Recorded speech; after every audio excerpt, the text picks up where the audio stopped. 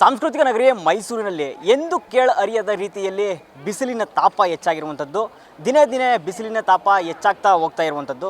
ಸದ್ಯಕ್ಕೆ 40 ಡಿಗ್ರಿ ಸೆಲ್ಸಿಯಸ್ನ ಬಿಸಿಲು ತಲುಪಿರುವಂಥದ್ದು. ಸದ್ಯಕ್ಕೆ ಇಷ್ಟು ಬಿಸಿಲು ಕೂಡ ಇದ್ರೂ ಕೂಡ ಪ್ರವಾಸಿ ತಾಣವಾಗಿರುವಂತಹ ಮೈಸೂರಿನಲ್ಲಿ ಪ್ರವಾಸೋದ್ಯಮಕ್ಕೆ ಯಾವುದೇ ರೀತಿಯ ಧಕ್ಕೆ ಉಂಟಾಗಿಲ್ಲ ಅಂದರೆ ಅದು ತಪ್ಪಾಗಲಿಕ್ಕಿಲ್ಲ. ಯಾಕಂತಂದರೆ ಮೈಸೂರಿನಲ್ಲಿ ಅರಮನೆಗೆ ಮತ್ತು ಮೃಗಾಲಯಕ್ಕೆ ಬರುವಂತಹ ಪ್ರವಾಸಿಗರ ಸಂಖ್ಯೆ ಅಂದರೆ ಗಣನೀಯವಾಗಿ ಇಳಿಕೆ ಆದರೂ ಕೂಡ 1-2 ದಿನಗಳ ಮಟ್ಟಿಗೆ ಮತ್ತೆ ಈಗ ಈ ದಿನ ಏನು ಗಣನೀಯವಾಗಿ ಏರಿಕೆ ಆಗಿದೆ ಅಂದರೆ ಅದು ತಪ್ಪಾಗಲಿಕ್ಕಿಲ್ಲ. ಅದನ್ನು ನಿಮಗೆ ದೃಶ್ಯದಲ್ಲೂ ಸಹ ನಾನು ತೋರಿಸ್ತಾ ಹೋಗ್ತೀನಿ.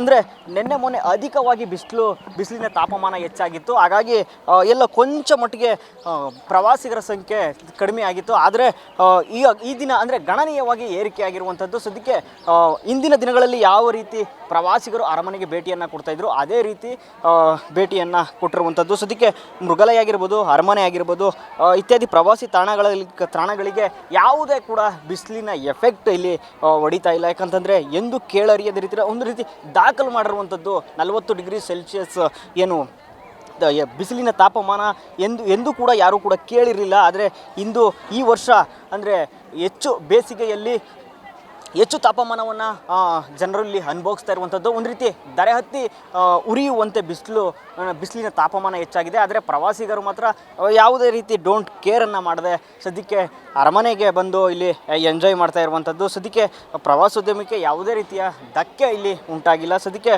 ಏನು ಬಿಸಿಲಿನ ತಾಪದಿಂದ ಪ್ರವಾಸಿಗರ ಆಗಮನಕ್ಕೆ ಯಾವುದೇ ರೀತಿಯ ತೊಂದರೆ ಆಗಿದೆ ಅಂದರೆ ಗಣನೀಯವಾಗಿ ಈ ದಿನ ಏರಿಕೆ ಆಗಿರುವಂಥದ್ದು. ಸದ್ಯಕ್ಕೆ ಗಮನಿಸ್ತಾ ಇರ್ಬೋದು ನೀವು ದೃಶ್ಯದಲ್ಲೂ ಸಹ ಪ್ರವಾಸಿಗರು ಎಲ್ಲರೂ ಕೂಡ ಸಕ್ರಿಯವಾಗಿ ಇಂದಿನಂತೆ ಯಾವ ರೀತಿ ಅರಮನೆಗೆ ಭೇಟಿಯನ್ನು ಕೊಡ್ತಿದ್ರು ಅದೇ ರೀತಿ ಭೇಟಿಯನ್ನು ಕೊಟ್ಟು ಈ ದಿನ ಏನು ತಮ್ಮ ಫೋಟೋಗಳನ್ನು ಕ್ಲಿಕ್ಕಿಸ್ಕೊಳ್ಳೋದಾಗಿರ್ಬೋದು ಅಥವಾ ಇಲ್ಲಿ ಅರಮನೆಯನ್ನು ನೋಡ್ಕೊಂಡು ಬರೋದಾಗಿರ್ಬೋದು ಇದನ್ನೆಲ್ಲ ಮಾಡ್ತಾ ಇರುವಂಥದ್ದು. ಸದ್ಯಕ್ಕೆ 2 ದಿನಗಳ ಮಟ್ಟಿಗೆ ಏನು ಬಿಸಿಲಿನ ತಾಪಮಾನ ಹೆಚ್ಚಾಗಿತ್ತು, 40 ಡಿಗ್ರಿ ಸೆಲ್ಸಿಯಸ್ನು ಕೂಡ ದಾಟುವಂತಹ ಒಂದು ಪರಿಸ್ಥಿತಿ ಬಂದಿತ್ತು.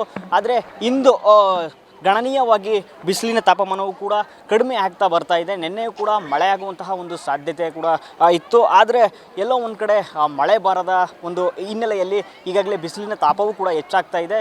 ಸದ್ಯಕ್ಕೆ ಇದರಿಂದ ಯಾವುದೇ ಪ್ರವಾಸೋದ್ಯಮಕ್ಕೂ ಕೂಡ ಇಲ್ಲಿ ಧಕ್ಕೆಯಾಗದೆ ಸಕ್ರಿಯವಾಗಿ ಏನು ಪ್ರವಾಸಿಗರು ಅರಮನೆಯತ್ತ ಬರ್ತಾ ಇರುವಂಥದ್ದು. ಕ್ಯಾಮ್ರಾ ಪರ್ಸನ್ ಸುರೇಶ್ ಜೊತೆ ಚೇತನ ಎಸ್, ನಮ್ಮ ಟಿವಿ ಮೈಸೂರು.